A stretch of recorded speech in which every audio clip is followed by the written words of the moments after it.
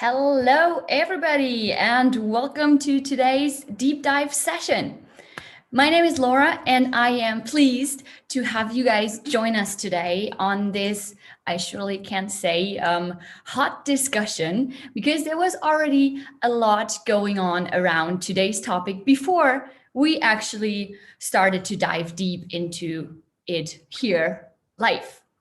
So, yeah, in the last month, remote events, the possibilities given, the technology behind it basically captured everybody who has somehow a touch point with the event industry.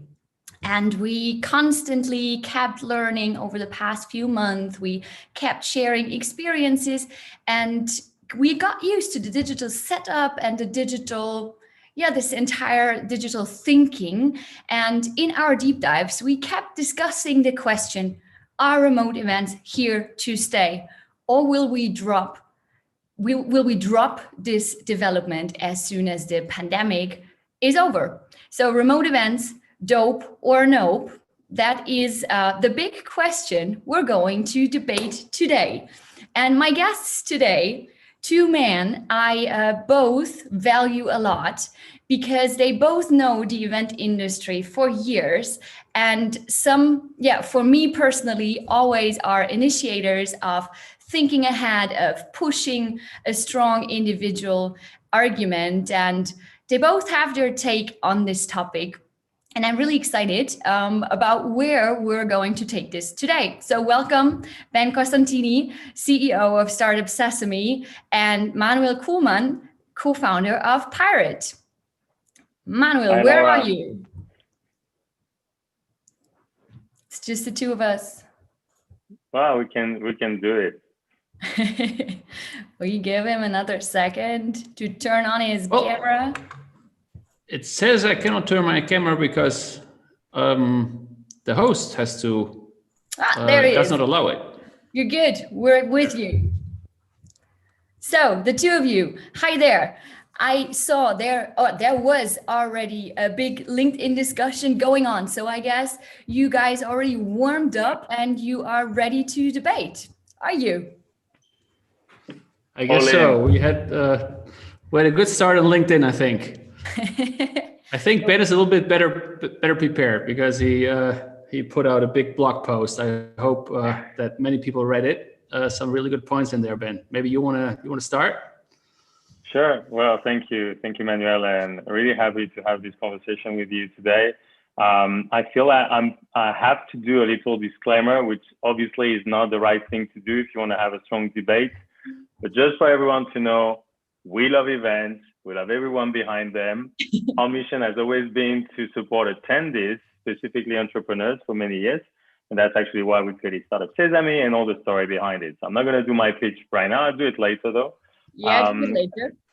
And I rarely share my opinions online, I try to be very sort of flat, trying to embrace everybody. And I hope my views today won't be misinterpreted. So that's why I wanted to do a quick disclaimer. I'm aware that virtual events are a good thing for the planet. I'm aware that they can lower the barrier of entries for a lot of participants.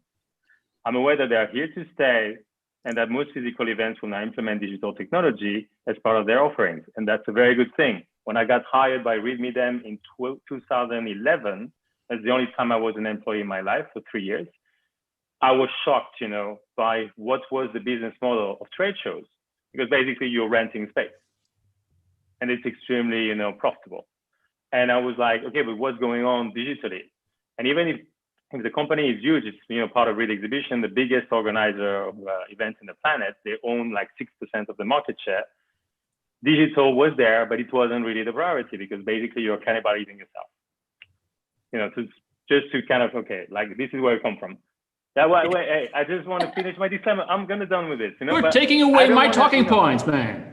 I don't want to, but I don't buy the pro-virtual thesis that is so popular within the tech bubble and VC Twitter. Online events are not a new thing. Come on, they've been around for many times. Thinking that we already live in the future because of a pandemic is a lie. This is a scam, and it's a dangerous perspective for many reasons. I'm very happy that we're going to discuss this today. That was my Same, disclaimer. same. This is beautiful. I didn't want to time you out, but No, I sorry. also want to, before we hop into this fun part, I want to welcome our other participants and tell them how they can actually join us on this. Because for all of you out there, you already discovered the Q&A channel. So this is really important, because please push your questions in there, and then feel free to upvote the ones that you're most interested in, so I can push them to the guys, and we can focus on them.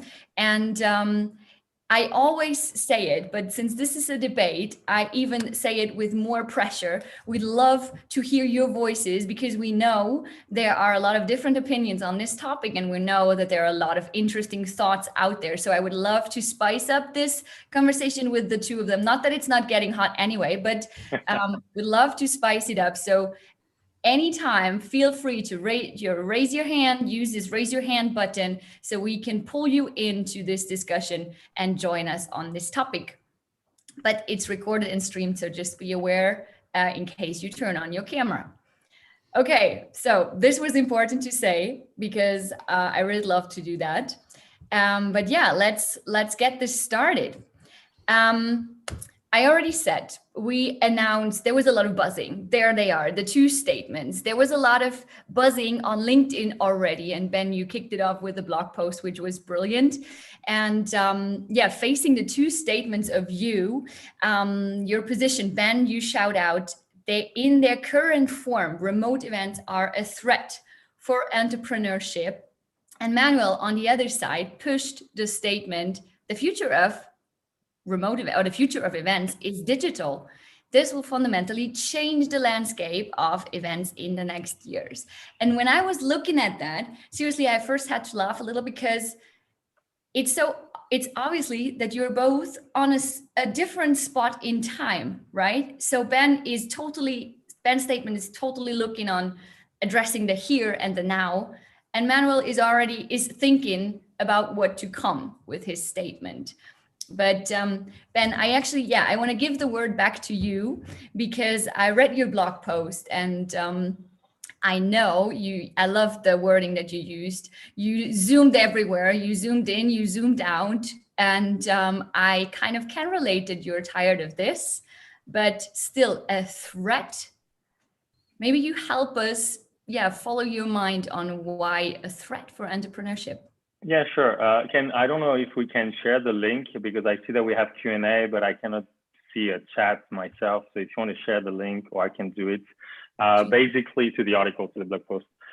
Basically, the reasoning there, and it's not my idea, it's, talking to other people. This is a lot of what we do here at Sesame. We've been hosting weekly coffee hour with event organizers since the end of March. Like, we are like 24 sessions in, and this is learning from them. And what I'm trying to say with the threat for entrepreneurship, like it's a long, I could speak for an hour. So like, just going to try to make it very straightforward so we can have the debate. First, events that are a door opener for, entrepreneurs, like the community, type of events, those that are hosted usually by local hubs. And I'm not saying that Pirate is, this exactly, but for me, Pirate Summit is a very good example of this. This is where you get your first, touch point with the ecosystem, right? These events are in a very, very tough, position right now to survive the shift to online. That's the first thing, just like this is, very hard to transition into digital. Like, again, the vibe of Pirate, okay? Quick one. Second one, and then, I pass the mic. Second one, it's also linked to the fact that if you have zero network, building a network digitally is like extremely, challenging. It's a lot tougher. And yes, it's easier to interact with a VC potentially who is not, in your location when you can do that online. That's a fact. So the possibilities have grown, but the access remains, a hard one. And basically, you still need this sort of warm introduction, this sort of door opening that physical events are very good for. And that's, one of the two, like, these are two of the reasons why I was very bold and say, again, today, yes, in the form that we have, of consuming remote events, this is not helping entrepreneurs.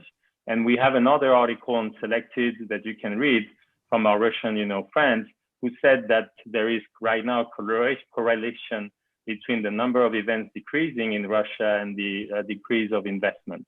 So this is adding more fire to this particular point. Manuel, a threat? Yeah. Great. So first, I wanted to say I see a lot of people that are currently watching, and I know a lot of the names. And please consider this a living room, right? So and please just join the debate a little bit later on, because I'd love to see your faces and love to really have a lot of voices in this. So my points, I think it's a little bit ironic that we are in the tech industry. And in all our events, we always talk about disruption of other industries. But when it's happening in our industry, that we don't notice it, or we don't want to accept it. And this is just really, what I really think is that digital has, because we have an external shock, we are really accelerated, or we have accelerated the digitization of the event industry by 5 to or maybe even 10 years. And what is different than other industries is that the first normally technology comes, which changes user behavior. What we're seeing now is that the user demand is actually there, or the user behavior, but the tech is behind. And in that sense, we are angry, or we don't like what we see technology-wise. And all the tech that I'm seeing, all the startups that I'm seeing in the space, I'm very certain that with all the investments going into the digital event industry, that we'll see big advancements. But they're not here just right now, but they will be here in 6 to 12 months. So the experience will be much better. And if we look at this disruption of industries, we always see an unbundling first, and that's exactly what is happening now. So if you look at the events, and if I look at them from the customer needs perspective, people want to get information, they want to get inspired, they want to learn, they want to network, they want to get leads, they want to get entertained. Maybe we have done all of this in one location because we managed to get these people there. We won them there, and they came there, and that's why we could push everything in their face, and they consumed it. And we are entering the attention economy now with events, and it's going to be super tough. And a lot of event industry or a lot of event organizers are actually will lose, because we're directly competing with Netflix. We are competing with the agenda of the people, etc. And we have to be much better in the future. So what will happen is that things like consuming content will not be synchronous anymore. So I consume content when I want, right? So podcasts will take a lot of that space away. YouTube is going to take a lot of that space away. So if we really, and you don't need human interaction necessarily to consume that. Yes, there might be, and I hope today that we'll have a discussion. But if we wouldn't have a discussion today, this could be completely recorded and then pushed out at some time. So when do you really need people at the same time online? When is the live element really needed? And that's when you network, and that's when you really have debates just like this one. And so this whole thing will be completely unbundled. And one of my theses would also be that I think we are seeing a shift from events towards communities. And events are going to be spread out through a timeline, and are not be in a big chunks or in a bulk like 1, 2, 3 days, but are much more spread through. Let's say you have community, and the whole communication around the community happens then, and then you have on Wednesdays you have a keynote, on Mondays you have a networking session, and you have a masterclass on Thursdays, whatever, right? And you spread that out throughout the months. And you pay maybe a yearly fee or so. So this is much more the future, I think, and which also will much better cater to the needs. But it's going to be, so winter is coming for the event industry. That's what I would say. Mm-hmm. So that was a lot of buzzwords. That was the we're already in the winter right now, you know. Sorry, but oh yeah, I know. winter. Okay, yeah, but it's going to be very different when we leave this winter. Just to before It'll be Ice Age. Ice Age. Ice Age, yeah. That's For everybody in the Q&A, we're talking about interaction, and you're missing the chat button. I see that. Blame me. That was my fault, probably. There is no chat button. So one more reason, one further reason to raise your hand and join us in person, or just as you do it already, push it into the Q&A, and then we're all good. But Manuel, you were talking about the unbundling of the remote events and the development towards communities. So in general, we can state that it's not about replacing one by the other, but to find a new how-to for reaching certain goals. Ben, what's your take on that? I think event organizers are not community builders. That's for me, you know, the end of the discussion. I agree that, you know, people like you, Manuel, you know, again, because of the work you've done with Parrot, you're an exception. I already said that, and it's just not to sort of, you know, say, oh, you're great, thank you so much for having me today. That's how it is. Event organizers, they are losing their edge. You said Ice Age, you know, so they're not community builders. They're not TV show companies, you know. They're not a tech platform. That's not what they are. So what right now, the transition, you call it disruption, and it's fair. Like I'm not, you know, I'm not I'm not a negationist of what's going on at all. I'm just trying to be very clear in terms of as soon as the reason why we can't meet in person, we can't travel is, you know, over, no one will care about this anymore. And this is, you know, one of my points is what happened in China already, and I mentioned it in the article. You know, there was a window in time over spring in China where all marketers had to shift to virtual events, were forced to do it. As soon as they could come back to physical, there was zero budget for online events. It was just like, you know, leave me alone with that online stuff. And like I'm going to put my marketing budget on a physical event as soon as I can. How are they doing financially? Who? The physical event organizers. In China? Because the events are coming back, but all that I'm hearing in the market, but I might be wrong, right? No, yeah. Is that participant numbers are way down, that sponsorship budgets are way down. Everybody's talking about we are going hybrid now, so we are doing both. So you have revenue down, you have costs, physical plus digital, and honestly, digital is not free, right? If you want to organize digital well, you also have to spend your budget. This is really it's really a skill, and we learned that the hard way in the last months. And it's our business now also, and it is a good business. But then you have revenue down, cost up. You have a margin pressure. I don't know for how long they will keep this up. And the main thing is, you are saying event organizers are not community builders. If you look at all the disruptions, most of the old players did not make it to the other side, right? If you look at the players that are dominating retail now, it's not the old companies, right? A couple of them still survive. And it's not that they're all gone, right?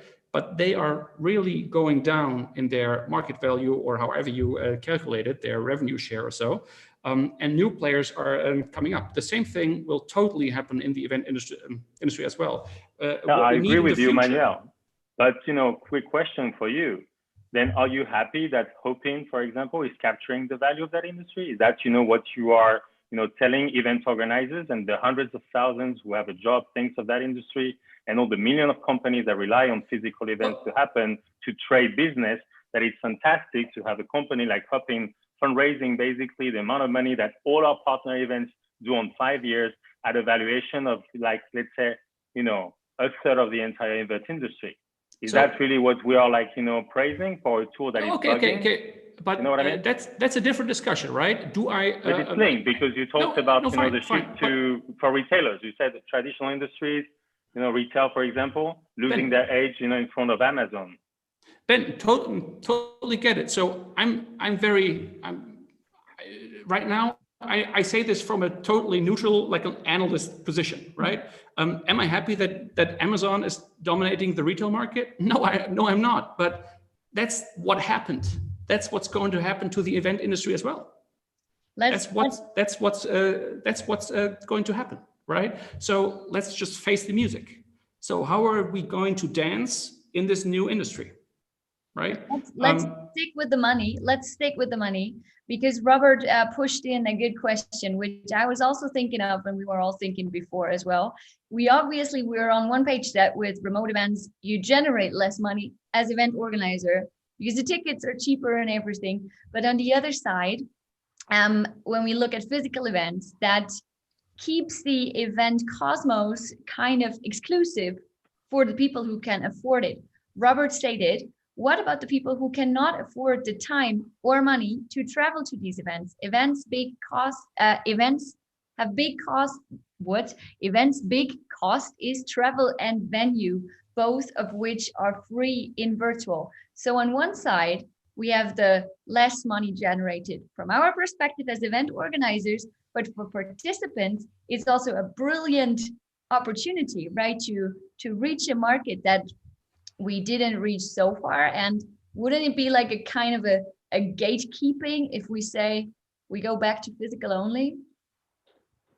I just jump in this one quickly? I will make it very short.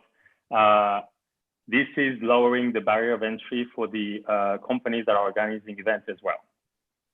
So there's a lot more noise.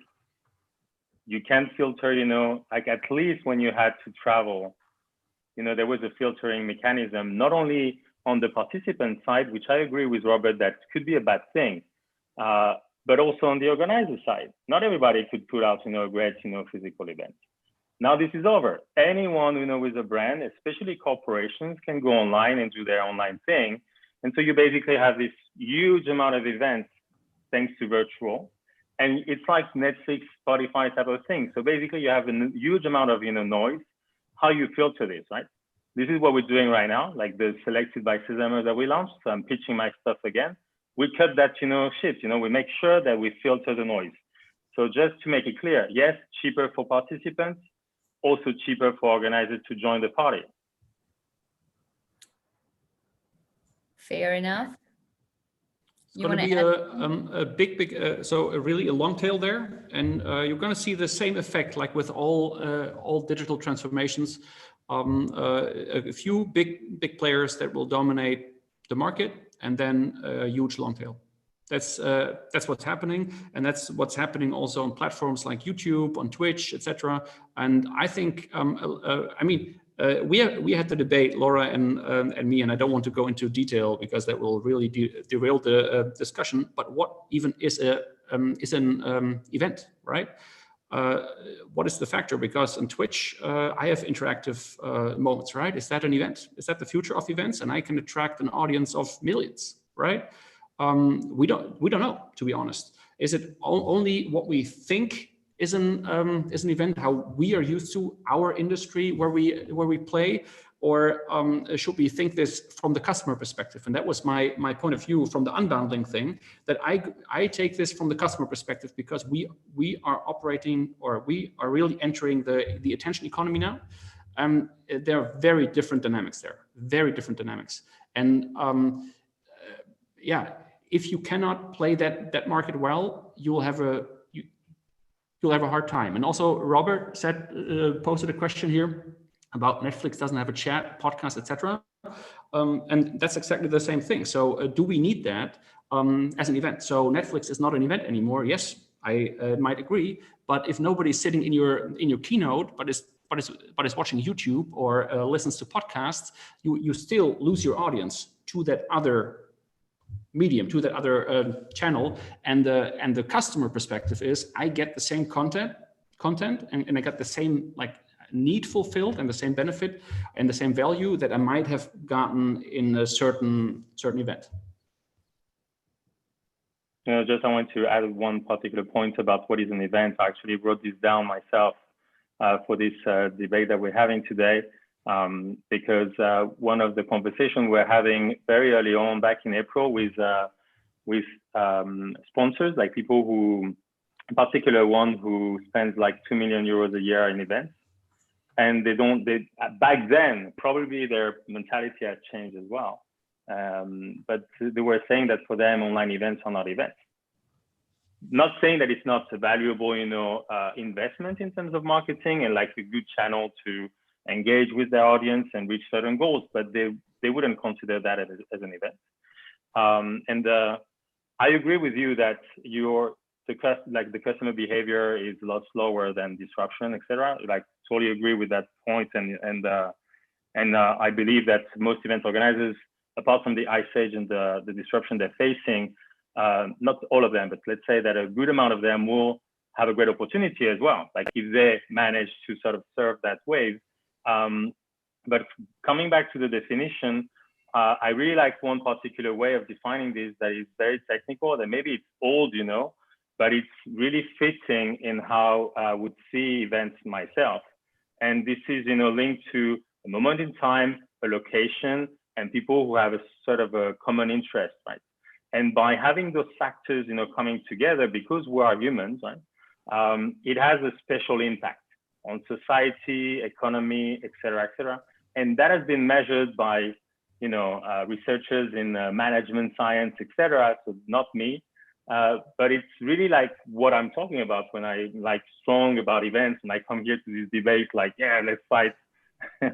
But like a lot of what we're discussing here right now, I have a very hard time thinking how that translates for, into trade show events, for example. And, in the debate on LinkedIn, we had this point of conversation where we're like, yes, certain conferences, if they manage to turn their value proposition into high quality TV production type of thing, they can capture the attention and they can turn their business into something that looks more like a Netflix type of thing, membership based, like the pitch you're doing, right? So with like some time for networking, other time for content consumption, etc. But like when I'm doing a trade show, I basically, as of today, again, not saying it's not going to change. My point of view is that until we reach a certain level of technology, we won't see it. You need to have people coming and seeing the things that they're buying. So the trading side of a trade show, which is the oldest thing in history, right? This is like from the beginning of mankind, relies on people coming and like touching the thing, like, yeah, I'm going to buy 1 million of this. And I don't see this happening. And I've never heard so far someone telling me that a technical platform is really like, leveraging. I mean, we have a few. We heard about a few who are going probably in the right direction. But my point of view, still missing at least 3, 4, 5 plus years to see tech that will, give a buyer the experience, or at least something, close enough to get them to ink a deal and sign a contract. So that side of the overall event industry, I'm doubtful. I'm like, when and how do we move that online? Yeah. So push one statement of Sarah. Sarah, brilliant that you're here. Happy to see your name there. And it kind of adds up to what Ben just said. Is the value proposition of events only consumption? What about transaction, value-based proposition in physical events where transaction takes place? Are these suited to online? I think not. Would a VC invest in a startup via a Zoom call only? Manuel, go on. Yeah, I want to, so this is really something where I think, so I totally buy this trade show thing. And if we talk only about trade shows, because if you only consume, then you are with sports, and then you have 40,000 people in the stadium watching football, but you have millions in front of the television. Is this a hybrid event? I don't know, right? Let's forget about that part. Let's look at like transactions or networking at least, because that often implies at least a live element. So being at the same time there. I've been a consultant to the retail industry now for, I don't know, more than 15 years.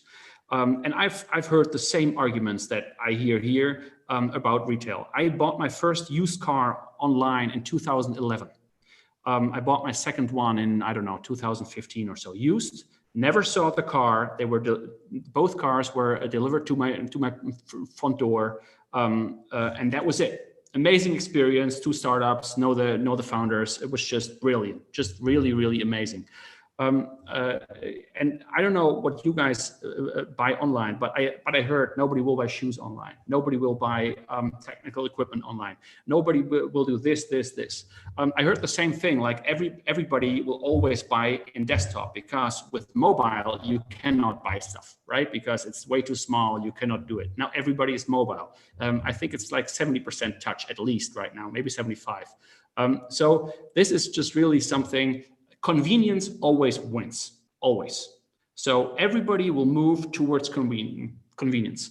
And I just really believe that there is it's just like a tsunami, it's coming. The question was, how slow is it coming? And it came all of a sudden, and nobody was prepared. And that it will retract again, because we are just not prepared technically for everything that is coming. But we have so much accelerated it that I'm fairly certain that it will not retract that much, and it will just push us into the digital direction, and convenience wins. And that's very, very clear to me, that we'll also have these kind of trade shows. Why? Because I don't have to fly anymore. It's just like meetings. Like, why do I have to go to the first sales meeting? Why do I have to fly and spend a whole day traveling for a 1-hour meeting? It just doesn't make sense. And everybody understands that now. And a lot of people don't want to do it anymore, because they can spend their time much, much better with their family or working on other things. So it's much more efficient. And if you think about transactions, these kind of things matter a lot. And I'm very certain that we'll find mechanisms to make these kind of things work. Will human interaction not be necessary anymore? Of course, it will be necessary, but it will be in different parts of the customer journey. It will be in different, let's say, or in certain industries there will be more of that, and in others it will be less. But the main movement of the market, the main movement of the industry is going into that direction, and that shift, it will not go back that much. That's at least what I think. But Sarah, why don't you come on and join the living room? While she's thinking about that, I want to read out another comment. There are comments dropping in like a lot. I'll try to pick out the most relevant ones. I really like the one from Esat. Maybe we are not asking the right question. What is an event in 2 years? Let's say the pandemic has been defeated by then. Get together of people and communities by physically and digitally, while also being suitable. Maybe sustainability might be the one really good thing that the entire event industry is going to learn from this situation. The entire idea of events has only been transaction. Maybe we have a great chance to change this perception. How do you perceive that? Sustainability, Ben, big topic. Yeah, well, I said at the beginning that, of course, that's something that I'm aware of, and I do believe that in the early days, our work at Sesame was kind of also having even if it's a small one, impact on this particular matter. Like, we're not telling startups to travel to as many events as possible, but to be wiser in their choice, so that the ROI will be more impactful for their business. So down the line, reducing the amount of events that we'll be doing over a year. So yeah, doing less traveling, events, not putting together huge a booth and like expensive in terms of resources that you just throw away is a good thing. I like the way you were bringing the debate, Laura, at the beginning, that I'm potentially speaking about what it is today, and you, Manuel, you're living in the future with the case of your car bought online and delivered to your door. Like, one of the reasons why car shows will still be happening, and they are, like, this is one of the very first type of event that came back in China, is because, okay, maybe the big international car makers won't come to a show in Paris or Frankfurt, now Munich, to launch their new vehicles. They learned thanks to COVID that they could do that online. But people, in their city, they will still want to see, the cars and be like, oh, I want to buy this one. That type of behavior is still there. And again, today, Gen Z, all totally, up for online only or hybrid, events? Yeah, probably. So that my entire point wasn't to say, no, this is, like I'm not a Luddite or Luddite, against, technology. Obviously not. But what I look at right now from a behavioral point of view, and that's where we're not really agreeing probably, is that people are just eager to come back as soon as they can to something that is, physical. Regardless, still happy to consume some form of online events in their current form, not really working. So to answer the question that we have on the chat, I do agree that maybe, we should just focus into what it will look like in 2 years from now. It's kind of far, but not so far. So that our, estimations could, kind of fit in something that looks, relevant. And in the article that we wrote, we said that people will be so happy and so eager to come back and meet that we'll see a boom of this. So quite the opposite of the message that will be that no, people are not really coming back. They prefer to be in their house just consuming, online events. Quite the opposite. Just people so happy to be, finally able to meet again, that this will create a lot of other opportunities. And that's something that everybody, I guess, in the chat can't wait to see happen as well. Yeah. So my take here is that I don't know how big the wave back is, but there's always, if you pull a rubber band, it always goes the other way. The question is, where will it balance again? And I think it will balance much further on the remote event side than we believe. And this has, we talked about it, different reasons. And one of the main things that I also think, the longer the pandemic will last, the more we'll get used to this new thing, and the more the technology will also build up, and we'll understand better that this is possible. If people would have had the possibility to shop online 2005 at this scale, the shift towards online shopping would have been accelerated much faster. And I think it's very, very comparable. Sarah, that's also something that you wrote, I think. That's a good comparison. And the same is also if you look at the switch from desktop to mobile, and you look at various things, fixed line phones to mobile phones, etc. So the one is not going away when the other comes. That's not the discussion at all. It's just like something more is coming, and this brings also a lot of new possibilities. So what I experience when I talk to people that have this debate is often that they look at what have we lost. So I rather like to look at, okay, we lost something, and yes, we can always get this back because there will be a way back, there will be physical events again, but what can we win?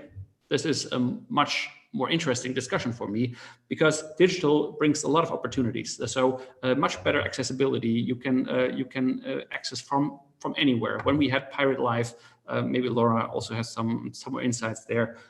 We had a big audience from Africa coming in. So this was our online event that we did in place of Pirate Summit. It was not Pirate Summit. You're totally right. We didn't think that we can replicate the atmosphere at all with the remote event. We didn't even try. But we had, I don't know how many people from Africa, and it's completely different target group all of a sudden. And you have a global audience. They would never be able to come. They won't get the visa, whatever. And that's exactly what we also as Pirate want, right?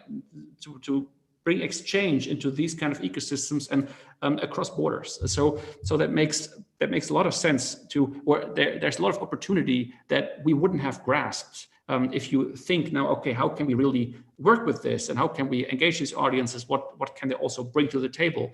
And there are a lot of other things where I think totally new doors open now.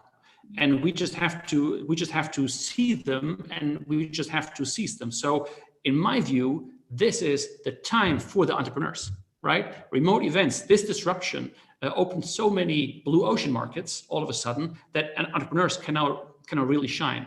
But the tools that they need are not going to be the old tools. So you don't need to be an expert in catering, in floor management, in I don't know what. Very different things. It's the attention economy, it's community building, it's online marketing, it's storytelling, it's all these things. And it's very different from what the old industry has learned. And I really believe that we'll see a bloodbath in the old industry in the next years, and a big consolidation. And I'm very curious to see who will be the players that will eventually win. And it might be that the players will, of the future that cater to the audience and to these needs that we have catered to will not even be considered event players, right? Event organizers. Yeah, talking about the audience, there are a lot of comments dropping in on how we will extend the reach that communities are, that we're sharing communities via the remote setup, that collaborating between events will happen. And also the comment that event organizers can be community builders on one side. And there is another even one. We have seen a big uplift in international from global and physical still will happen. So we agree on that. So that's good. And I want to dive into the attendee perspective, Manuel, you just pointed out. On one side, we have the reach, but on the other side, when I was thinking about this topic, I also thought maybe we are in kind of our own bubble as well, because we are all physical event lovers. We love it to put ourselves out there. We love this personal interaction because it's a benefit for us. But on the other side, now with the digital touch, we have the chance to also, maybe there are also people who don't need this, who don't miss this, who don't want to put themselves out there. And now we have the chance to reach these people as well. And for them, remote solution, for example, might be the best fit. And they're happy that they finally get the chance from wherever they are to get inspired, to get in touch with people, but not on a physical level. So I think it highly depends on the personality of the person as well. If you miss it, if you want it, if you need it. Ben is smiling. No, man, I like this point of view. Of course, I do want to highlight the point. I'm curious to know what Manuel thinks about it as well. From what I've heard and seen so far, let's say the people who are like the people you want to meet at events, whether offline or online, whatever you want to call them, whatever is your category, but let's say the most influential ones, you know, the most important ones. But again, that's relative, right? They don't really spend that much time online. They don't go to an online event and spend, you know, several hours. Like a regular participant, you know, it's very hard to get him or her in front of the screen for that long, you know. But sorry, quote unquote VIPs, which is a term that event organizers use a lot. We don't. You know, yeah, I know. It's a part of the hashtag, right? No badge, no VIP. But that's why, you know, pirates are kind of an exception in that, you know, industry. They don't go online to do these things. And you know, one very interesting participant in the coffee hour we organized is this came, you know, on Tuesday. It's the organizer of Orasis. So he's a former Davos, you know, organizer who's running his own event for the past 9 or 10 years. It's sort of very high level with government, you know, representatives, chief of state, and so on, and business leaders, CEOs, etc. That type of thing. You know? Getting those people online, just even like from a technical point of view, you know, with the firewall, with the computer, is like insane. Thinking that you're going to get them, you know, to engage, you know, with an event and connect with those new people who are joining, you know, from abroad, the way they would do if you were able to get inside, you know, this, you know, little group at a physical event. Right now, again, I'm questioning it, you know, and one of the very important reasons for this, and again, we can be against it. Like, I'm not saying, like, I'm not judging morally the question here. But is that people like also to do that just because of their own personal pleasure, like to travel abroad, to have an exciting time at a nice place. All these reasons are also, you know, how and, you know, why you will be able as an organizer to capture this sort of 1% of your industry that will then, you know, bring, the rest of the value chain, and that will allow you to create something that has an impact in the overall economy you're serving.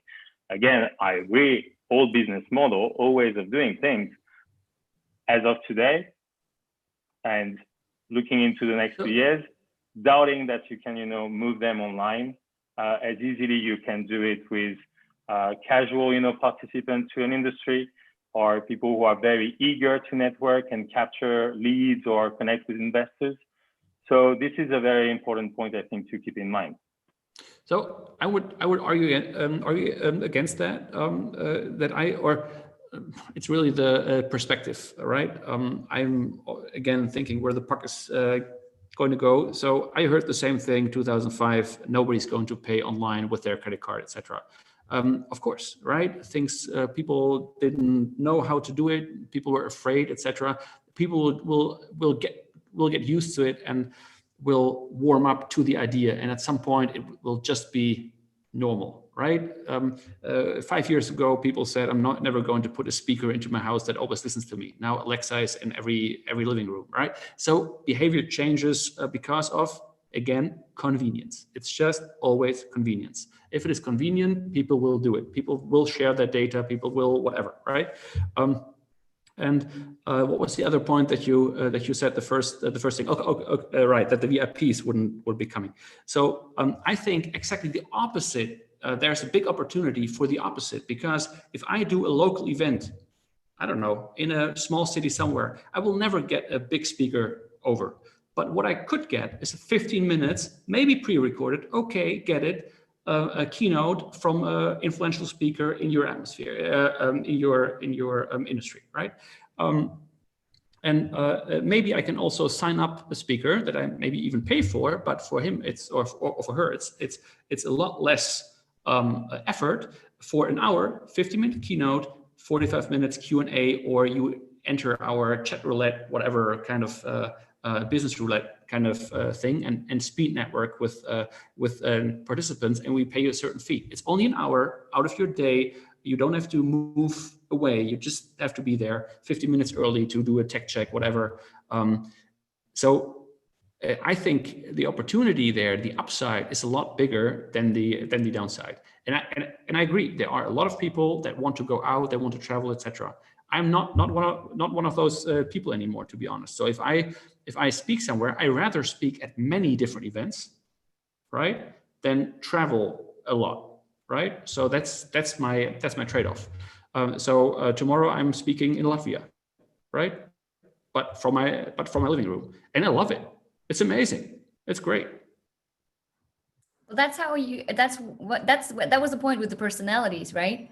It probably develops in different direction, depends on what you prefer, and depends on whether, from what perspective you look at it: sponsors, speakers, event organizers, participants. You have fans in the audience. Natalie is totally on Ben's side. Robert is on Manuel's side when it comes to the speaker. I don't know whether you read it. Natalie stated, Ben makes a good point, what VIPs and getting and keeping them online for digital events.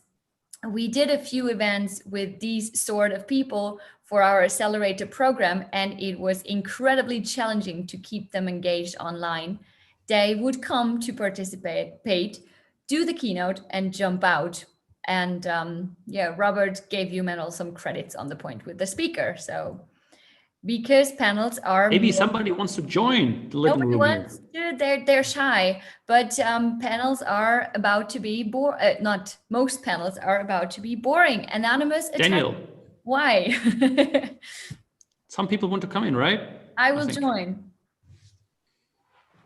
So just raise your hand and we pull you in. We have some time left to hear some other voices. We've heard a lot about Ben and Manuel. It was me. I had about 10 million comments here, which I would have preferred on the chat. So just wanted to say hi to you guys, and just, remember that we are in the world, even online. I am meeting Laura for the first time, and probably Manuel for the first time. I know Ben. Good meeting you. Nice to see you. Nice to meet you. This is communication. This is real. we are alive. We are not only at home doing what we're doing online, answering emails and whatever. We are communicating. I think chat and I think breakout rooms. I totally agree with Manuel about speakers. I've been able to get speakers for conferences that I never would have been able to get because we don't pay to have them come first class or, you know, the big fees or whatever. Ben's talking maybe more about really events that are VC type events in terms of big trade shows and things like that. And yeah, I think you're totally accurate with that in terms of multiples and whatever.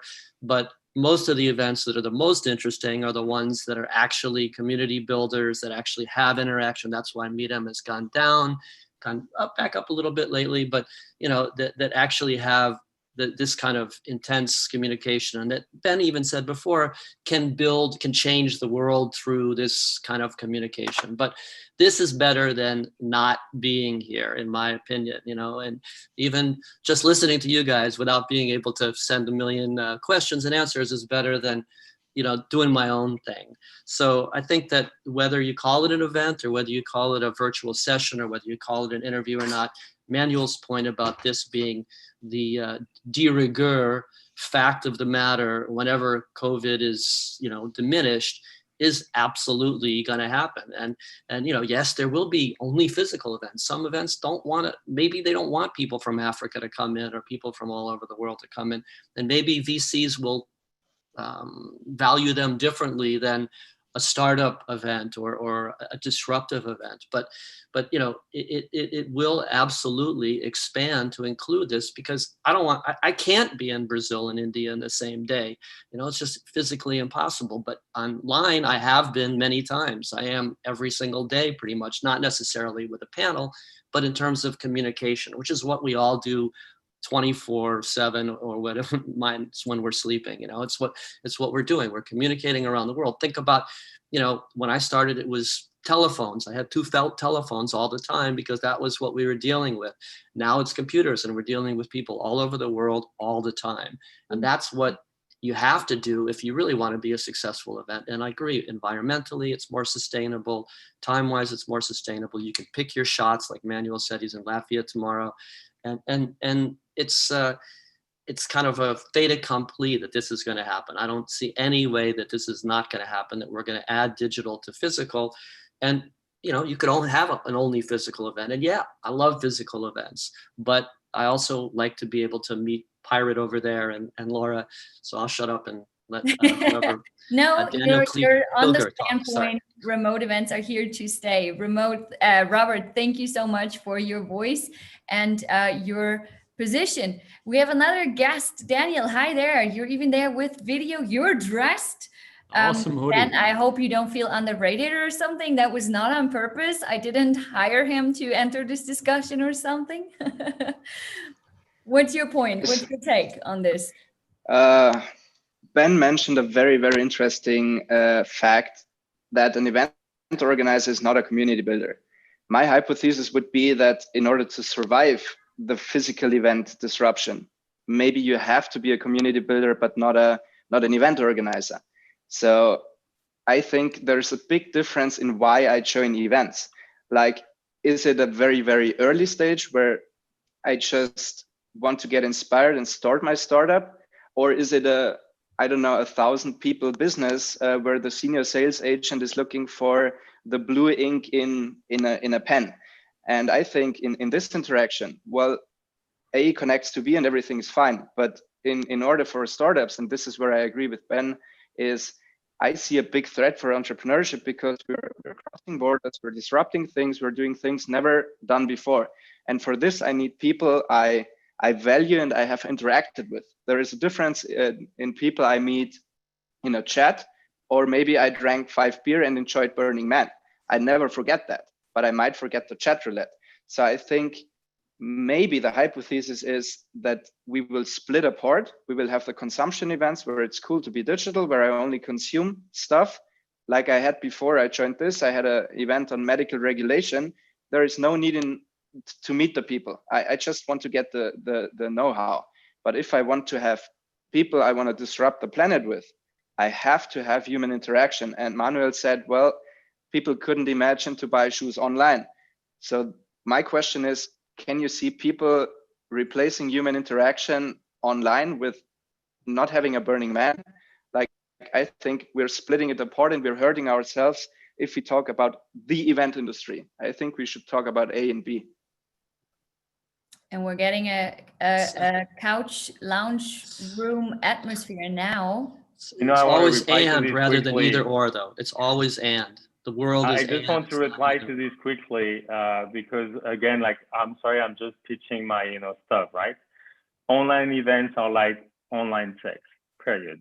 So no, you don't get that level of interaction with online. Hopefully this will come, but you're not getting this right now on the chat roulette. So Danielle, thank you. I agree with you. And as you perfectly said, there's a lot of different events that cater to different needs. And some of them will be, will have a better journey to become fully digital than others. But just this, that was for me, the quote of the day yesterday. We got a lot of people to discuss because of that particular sentence. And it resonates with me. Like, I feel this way myself as a human with my own personal behavior. What would Freud say? So we have some more voices. I don't know. I cannot pronounce the name properly, I guess. Dagnia. How do I say it? Say it again. It was correctly Dagnia, yeah. Lovely that you're joining us. Yes, hello from Latvia, and I'm happy Manuel will join us tomorrow here. And there we go. Manuel, and I think I really feel like in a great friend circle now, which is, I think, is possible only because we have had this physical, atmosphere events, all this before. But my question here is, and I agree on many arguments, and that I have taken notes, so there has been a lot of valuable things. My problem as event organizer is it's not only about reinventing events, but reinventing myself, why I'm doing this. And we are postponing or maybe canceling Digital Freedom Festival. I don't know whether it will return back and in which form, maybe next year. But for me, this was a kind of eye-opener why I'm doing this. And it's not only because of the business model is challenged, et cetera, but also I asked the question myself, do I want to organize a fully digital event?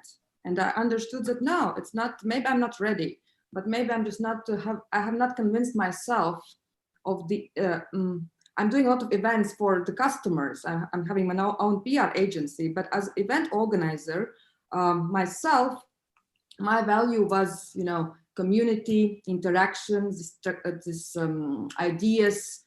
Somehow I felt that this physical was and is very important for me.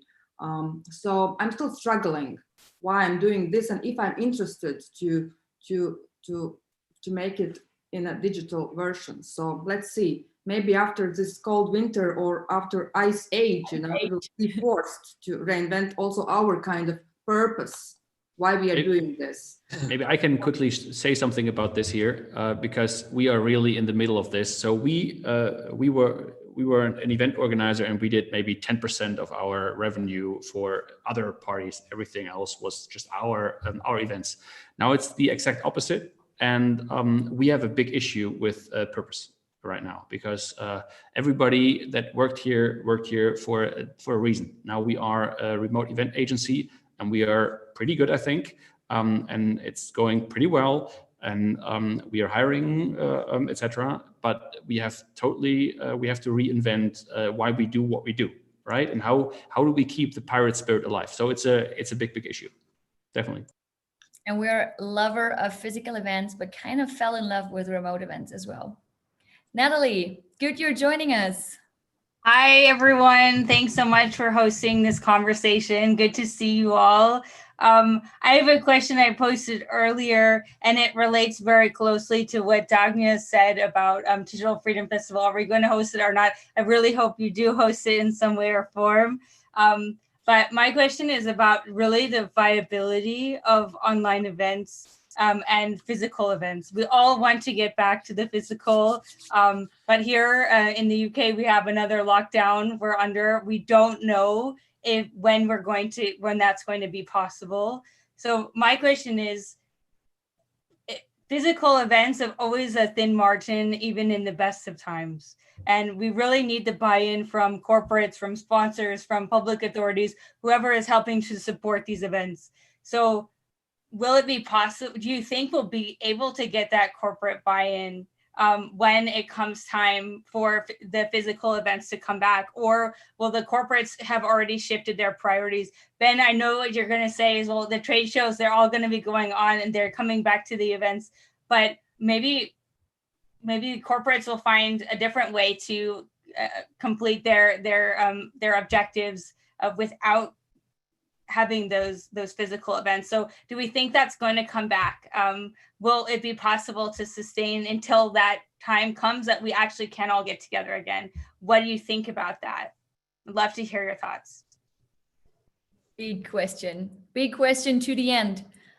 Yeah, the question Ben, of monetization was pending. Like I saw a few people in the chat asking this question.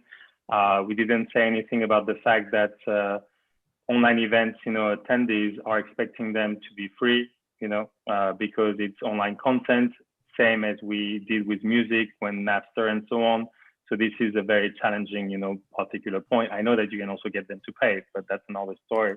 What I heard today, because of all these, buzz that we had yesterday with the debate, someone was telling me, I believe that the investment, like the sponsorship, I'm really talking about sponsorship, not talking about the corporate having a booth at Slush 2021. That's a different point. Sponsorship per se, this person was telling me right now, I believe that the people who are sponsoring online events, they are doing it because they had this sort of budget, for physical events. And so basically there is a threat from that, perspective to get, for what online events are right now, sponsorship, conversion in the future. And that doesn't mean you cannot get budget. And for example, what we've seen is that media companies were able to get the budget that was normally allocated to physical events to, do marketing on their media and to their audience. And so like, for an event organizer, you need to be able to, compare in terms of audience engagement. What is your, outreach? What is your footprint, like a media company would do, which is again, one of the biggest challenges that we are facing as an event organizer, right? How do you become a media company? How do you measure your performance like media company would do when physical events were basically a black box? So very threatening or frightening, not clear answer for you, Natalie. I agree with you that, and as Manuel said, this is ice age, valley of death type of moment, and that we'll see a lot of events, particularly the smaller ones in niches like ours, startup and tech events, that will disappear. Yeah, I would also agree with that statement. Just to add one point, I think we haven't even started to figure out the new business model of events yet. So I think we really have to rethink everything from the ground up, and we have to rethink it digital first. And the old model will come back, but it will be smaller. So also the big event companies, they will need to downsize somehow, and I really think that's going to be super tough. And if you're fast, quick, agile, then you really stand a chance to build an alternative on a very lean budget, maybe even, and that might be in the digital space. So I'm just saying that's a huge opportunity right now. Everybody it's a purpose thing, Dania, right? Totally. Everybody that really likes that to go to the online way, this is the time now. This is there won't be a bigger opportunity in the event space than now to build the future. Think about all the YouTube influencers making so much money on YouTube. They do their events online and they make a living because they have built a community. That's all it's about. And of course, sponsors want to jump on anything with a community. So I really would like to hear our last voice guest joining us, Erdal, because he is totally into the remote event platform business. And so I'm really excited what he has to add to this conversation. Hi there. Hi there. Thanks a lot. Do you hear me? Yes. Okay, I am right now in Finland, up in north. My son is having his ice hockey training, and I'm walking out, and then like I see that Ben and Dagny are all friends over there. Let me put it this way: I flew to Hanoi. I got a call at the airport. They asked me to come to the icebreaker party. I go there. Ben is there. So real events, it's the real thing. Yes, it costs time, this and that, but we missed it. We all missed it. It's not going to go away. After the crisis, it's going to come back. Even during the crisis in some countries, now I see that in like Dubai, Abu Dhabi, Qatar, they are coming back with some preventions. But online, Ben mentioned yesterday on the discussion, it was mentioned like it's online sex. Yes, it's online sex, but we human beings can learn different ways to have relations. So basically, it's about building, Ben. If we can build digital trust, then online events will not take over the real events. Like I love to meet you, handshake you, even like hug each other, give kisses on the cheek, and this is the real human side of ours. But on the online world, if we manage, and I think we learned a lot to learn about this, that we can build digital trust to do business. Now, the event industry on the monetary side, on like monetizing and etc. Yes, like with online events, we are not talking about the big numbers. Just to put it like you just mentioned, Slush.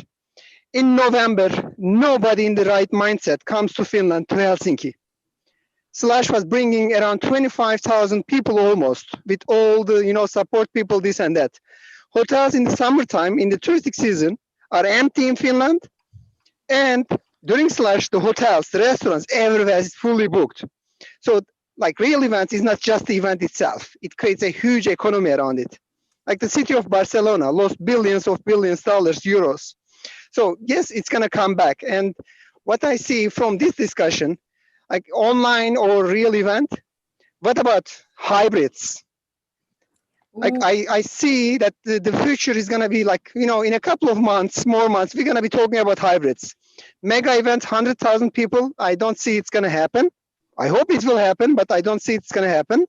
But events like 10,000 people joining with exhibitors, showcases, like it's a huge excitement. Like, having a new car over there, new product, getting it ready for 1 week, all that excitement, it's not just the business itself. It's like living.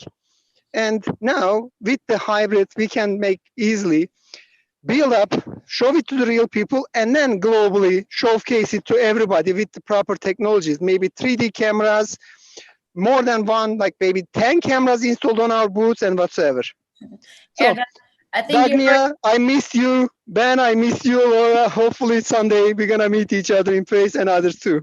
Thank you so much. Nice to meet everybody.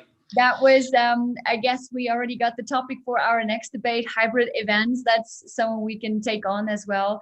And I really love the statement of you, Erdal, that we have to build digital trust. That's a beautiful goal. And I think we can agree on that. It kind of will rebalance the event industry wherever we're going. And I'm really excited to look at this debate in a few years and see what we are thinking then. So thanks everybody so much for joining us on this. Thanks, Manuel. Thanks, Ben, for all your arguments. And maybe one more thing, because we're talking about remote events. And Ben, I think we have to do this again. I don't know when, but we have to do this. We have to continue this because we're just getting started, I think. But this was a remote event of some sort, right? So the question is, was this a good event or not? And we set this off end of last week, I think, right? We planned this. Now all these faces here are in our living room. To me, this was a good experience, a good event, and I feel warm right now, right? To see all your faces, because it's just, I miss you guys, and we really need to meet in person again. But we met now here, we had a good discussion, and I think that also shows that remote events can be valuable. To me, it was valuable, and I also thank you very, very much. And thanks to everybody out there. Ben, you want to add something as well? Thank you so much. Go ahead and read the article. I hope we can share it, on the follow-up, selected.alzheimers.com. we're going to save your ass and give you the right event in your inbox. That's what we're building. We also believe that we're building the future, and that thanks to people like you here on the call today. And, that's, the first thing I said. My entire, expectation is that attendees, the people who go there and, spend their money, they get something better than what, usually they get.